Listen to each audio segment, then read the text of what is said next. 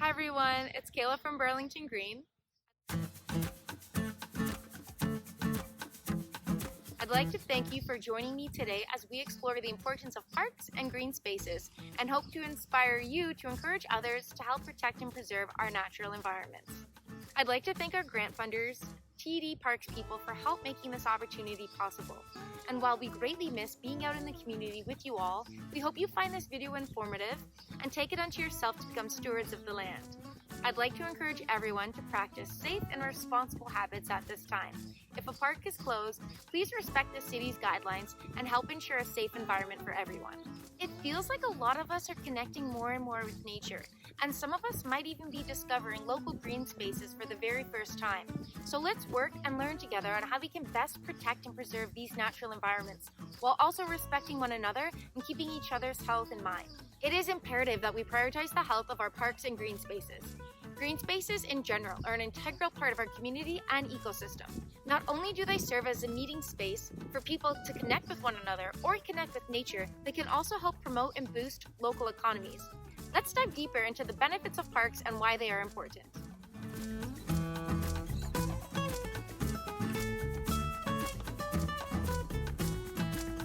Urban green spaces build community. They serve as a space for recreational activities, events, and areas to learn and educate others. Now, while this might be obvious, what might not be obvious is the sense of place, sense of community, and connection to community and connection to place that parks allow us to have. Trees help purify the air. They are the lungs of our city. We all know that trees are amazing at removing pollutants from the air. But did you know that in addition to removing carbon dioxide from the air, they can also remove ground level pollution, sulfur dioxide, nitrogen dioxide, and carbon monoxide? They can even take smaller pollutants that land on their leaves and their bark and transform these into non-harmful compounds. Pretty cool. Parks and green spaces can provide a mental health boost. Forest therapy has been prevalent in countries like Sweden, Finland, Japan, and South Korea as a method to improve health, well-being, and happiness. According to the Association of Nature and Forest Therapy, studies have demonstrated a wide array of benefits just from parks and green spaces. These benefits include improved immune systems, improved cardiovascular health, and improved physical health. Green spaces can even lower levels of stress, depression, and anxiety. Of course, our parks and green spaces provide a safe habitat for our flora and fauna. We know that a plethora of animals call our green spaces home. Wildlife like the trumpeter swans who navigate to LaSalle Park for their winter home. Birds, bees, butterflies, rabbits, frogs, the Jefferson salamander, turtles, squirrels, groundhogs, and so many more call some part of our community their home too. Let's share the land and ensure we do our best to protect habitat for wildlife and our native species.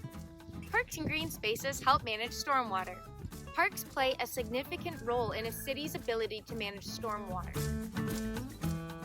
The trees, plants, and grass in our parks and green spaces help to absorb water and are far more efficient and less expensive at managing stormwater than sewers and concrete drainage ditches. Parks and green spaces can help reduce the impact of the urban heat island effect. I'm sure a lot of us have heard of this effect, but we might be wondering exactly how it works. I'll show you. When the sun's incoming solar radiation comes through our atmosphere, it acts differently on different surfaces. Lighter colored surfaces are much better at reflecting solar radiation compared to dark surfaces, who tend to absorb all this heat. This rate of reflectivity is called an albedo. Surfaces that make up a lot of our cities, like pavement, asphalt, and concrete, have a very low albedo and absorb a lot of that incoming UV radiation. In addition to cities having low rates of albedo and high heat absorbency levels, the tall buildings prevent air from mixing properly, therefore heating up our cities way faster than non-urban areas.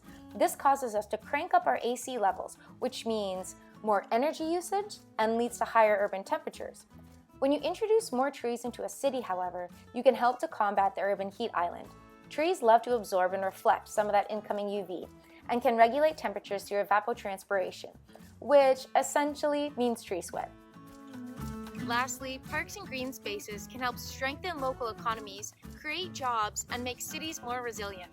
There are many studies that document the economic benefits generated by parks. These studies identify a wide variety of benefits, including increased property value, increased tax revenue, decrease medical costs through increased exercise, increased tourism revenue, improved attractiveness of communities to homebuyers and businesses, and decreased stormwater treatment costs.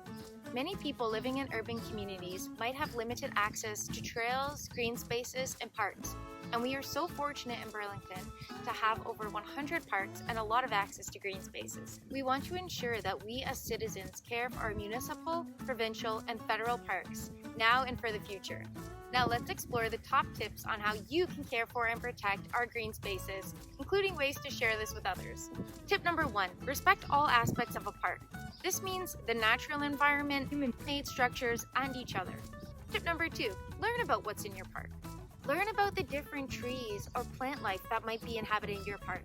And learn about the different people that go to your park too. Don't be afraid to introduce yourself and make new friends.